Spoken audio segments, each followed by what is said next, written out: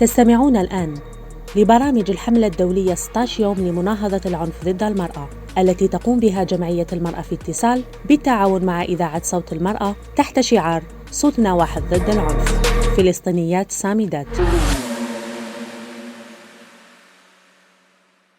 Bonsoir à toutes et à tous, heureux de vous avoir parmi nous. Je vous souhaite la bienvenue sur Radio Voix de Femmes.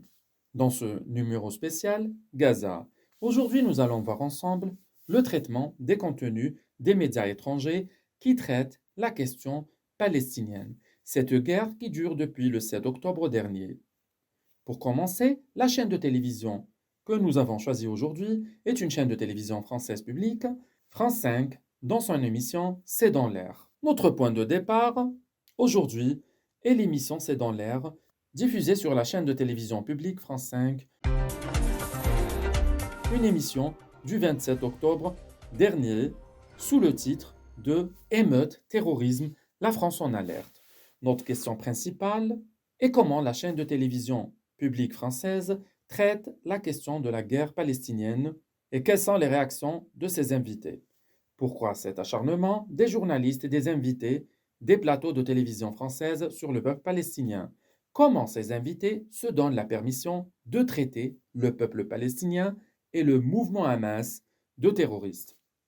Pourquoi cette interdiction d'une manifestation, celle du samedi 27 octobre 2023? Les invités de notre émission, M. Jérôme Fourquet, directeur du département opinion de l'Institut Sondage IFOP, Nathalie Saint-Cric, éditorialiste politique sur la chaîne de télévision française, Vincent Bengart, avocat pénaliste, spécialiste de droit pénal et des libertés publiques, Marc Ecker, directeur de recherche à IFRI, Institut français des relations internationales. Notre émission est présentée par Maya Laquet. Nous allons commencer l'analyse. L'ordre. Au tout début de l'émission, Maya Laquet débute son émission, elle débute son chapeau avant même la présentation des invités et lors de la présentation du sujet et le titre de l'émission, elle commence par une citation d'une déclaration du président de la République française, le président Macron, faite en juin dernier. L'ordre. Et puis, elle annonce le titre de l'émission, Émeute, terrorisme, la France en alerte. Car aux colères du quotidien s'ajoutent les divisions en provenance du Proche-Orient. La crainte de l'importation du conflit Israël-Hamas en France est réelle. Les actes antisémites se multiplient ces dernières semaines. Dans ce contexte, comment assurer notre sécurité et tenter d'apaiser le pays? Émeute, terrorisme, la France en alerte, c'est le titre de cette émission. On sent la menace à travers deux termes qu'elle utilise. D'abord, au premier lieu, elle parle de l'ordre, et puis elle parle de terrorisme, et elle parle d'alerte. La présentatrice qui fait un peu fureur en annonçant des chiffres à travers lesquels elle voulait parler de la peur de l'importation du conflit palestino-israélien en France. Alors que si on parle de la cause palestinienne, on parle de la colonisation de terres occupées d'entités sionistes sur le territoire palestinien. Les chiffres que Maya Laquet annonce, 89% des Français inquiets de la multiplication des attentats en France. D'après un sondage du 22 octobre, sur une photo, c'est-à-dire ces chiffres-là sont mis sur une photo de police mettant de l'ordre dans la rue. Après cela, pour semer la terreur, elle cite les attentats de 2015 pour donner un sentiment d'inquiétude dans la société française. Nathalie Saint-Cric, en tant qu'éditorialiste politique, elle parle de la peur à l'Élysée, de cette situation d'insécurité, alors qu'en France et en Europe, il y a des problèmes plus profonds et plus inquiétants. On cite aujourd'hui le conflit Hamas-Israël. On retrouve le mouvement Hamas et on ressent cette haine et une propagande au vu et au su de tout le monde. Mais c'est également tout le contexte géopolitique qui résonne et qui donne à l'opinion publique ce sentiment d'inquiétude qui est très palpable. On parle aussi de l'Ukraine, qui laisse toute l'Europe dans ce bain de peur, mais la guerre en Ukraine reste au second lieu. Vincent qui parle de menaces et de violence. C'était des instructions qui avaient été données au préfet, qui n'étaient pas conformes à la loi, qui n'étaient pas conformes à nos engagements internationaux. Et même lorsque vous avez un ministre qui vous dit aussi on peut s'affranchir de la Cour européenne des droits de l'homme et de la Convention européenne des droits de l'homme, ça peut interroger, ça peut interpeller. Vincent Bengard, en tant qu'avocat et pénaliste, il nous parle de menaces et de violences qui peut se diffuser. Et celle-ci aussi est permanente. Et ça peut donner une crainte légitime. Et on met en arrière-plan une image de l'armée française en uniforme, une exposition de la force militaire. En gros plan, en arrière-plan de notre émission. Il parle d'interdiction des manifestations pro-palestiniennes. Là, c'est toujours Bengard qui parle. Une violation des libertés individuelles. Dans cette séquence même, la présentatrice Maya Laquet lui coupe la parole en lui disant que vous venez de sortir tout de suite de l'audience dès qu'il parle de la suspension, de l'interdiction de la manifestation de Paris du samedi.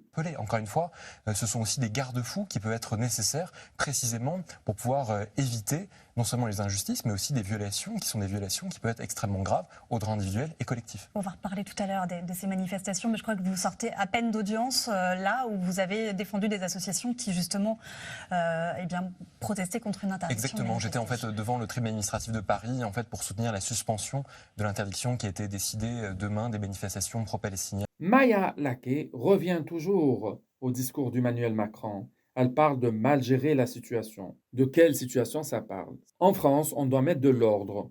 On doit gérer toutes les situations. Et puis, Marc Ecker parle de l'embrasement des violences au Moyen-Orient. Comme si la guerre était en France avec les Français et non en Palestine, en terre occupée par l'entité sioniste. C'est pas évident de savoir ce que c'est que mal gérer la situation. En revanche, ça peut être un élément de division, on le voit déjà. Et on sait, parce que ce n'est pas la première fois qu'il y a un embrasement de violence au Proche-Orient, que ces embrasements ont des répercussions en France, notamment sous la forme de violence. Maintenant, il faut bien serrer les choses, parce que parler d'actes antisémites, c'est une chose, parler de débordements de manifestations, c'en est une autre, parler de terrorisme et de djihadisme, c'en est encore une autre.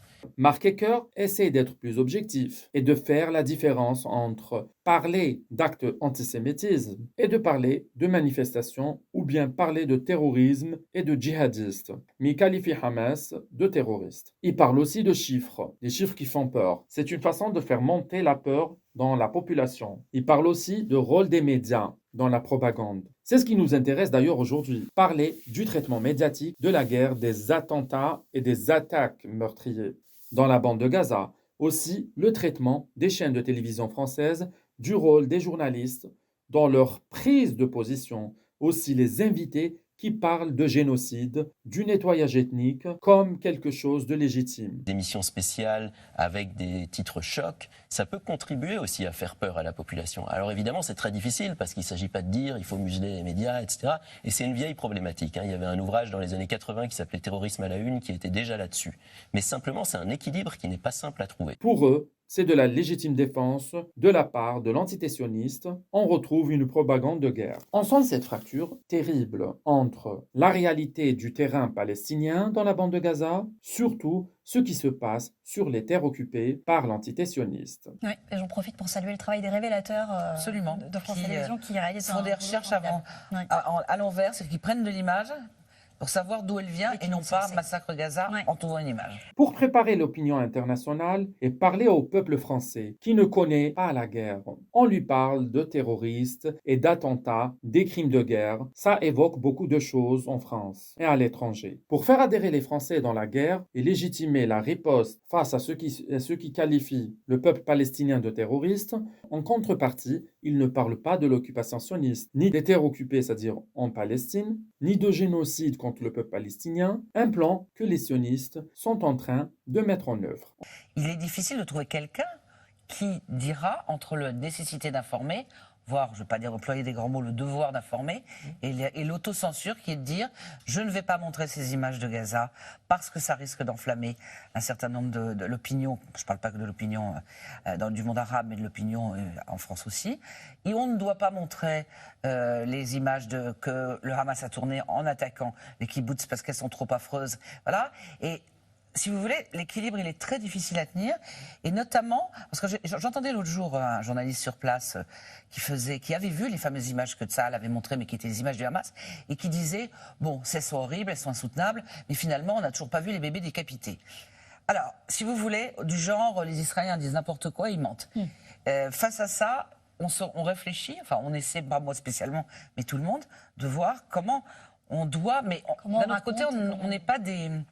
Comment dire, on n'est pas des directeurs de conscience. On doit être responsable. En s'acharnant contre les combattants du Hamas, ces médias font adhérer le peuple français dans cette manipulation. On ne parle pas de colonisation. Dans tout cela, on comprend qu'elle ne cache pas son soutien au gouvernement Netanyahou. Dans le plateau, on parle de pluralisme. On dit qu'il faut écouter toutes les voix, mais il ne parle pas de comment peut-on informer le côté Gaza. On aurait la preuve que ce qui se passe dans la bande de Gaza est plus difficile et plus terrible. Ce qu'on comprend de tout cela, que les médias dominants en France font aligner tous les médias et tous supports confondus. Et ils ont tous pris la logique dominante. On ne condamne pas les attaques d'Israël, mais ils traitent Hamas de terroristes et de barbares, alors que les actes de barbarie sont dans la bande de Gaza. À travers ces contenus, ces chaînes de télévision qui n'en ont plus d'éthique morale, France 5 est le porte-parole d'Israël. La chaîne de télévision condamne l'attaque de Hamas du 7 octobre dernier, comme si il n'y a rien avant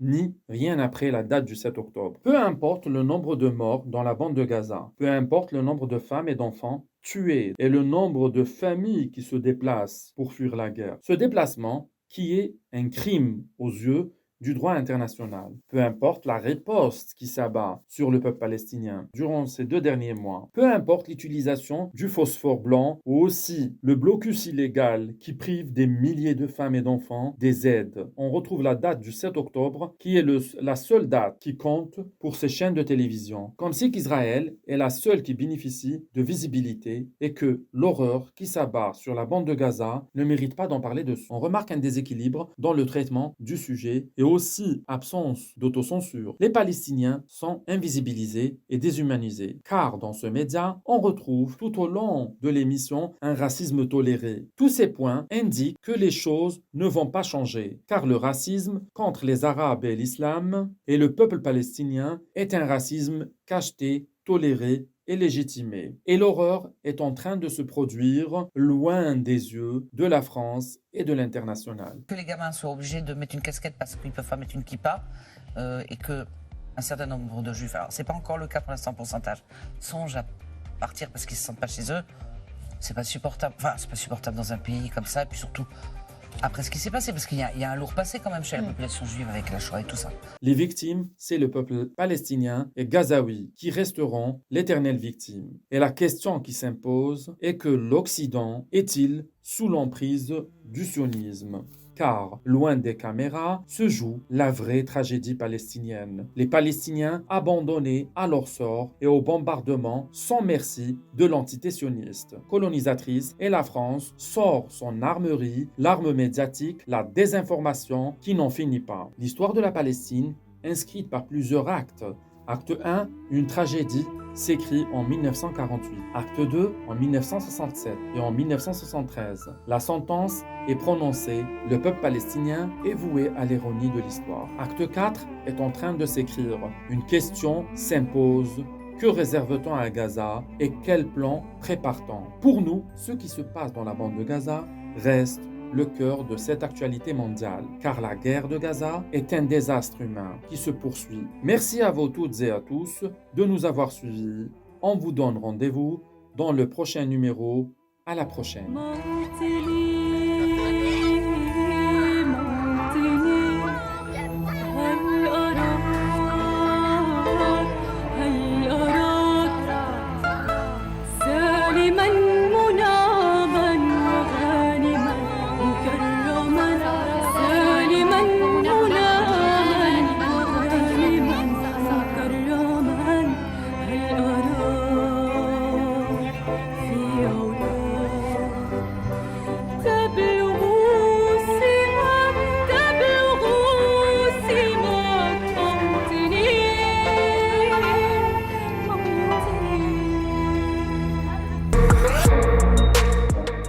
تستمعون الآن لبرامج الحملة الدولية 16 يوم لمناهضة العنف ضد المرأة التي تقوم بها جمعية المرأة في اتصال بالتعاون مع إذاعة صوت المرأة تحت شعار صوتنا واحد ضد العنف.